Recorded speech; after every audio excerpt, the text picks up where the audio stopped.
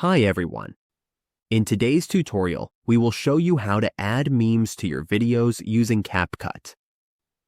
Adding memes can make your videos more entertaining and engaging for viewers. We will walk you through how to import and place memes in your project. Let's get started. On the CapCut dashboard, we can add memes to our video by dropping them in. We will show you exactly how to do this. First, we need to click the Create Project button. Now, let's import a video that we will add a meme to, like this one. Here we have our video. As you can see, there is no meme here yet. We can add memes by clicking the Import button. Then, go to the Documents or Downloads folder where we save the memes.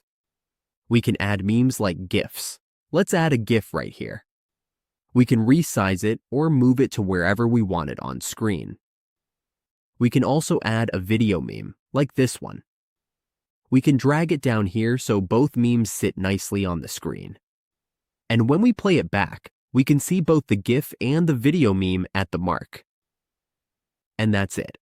We've successfully added memes to our video using CapCut. Now, our edits can be funnier and more engaging for our audience.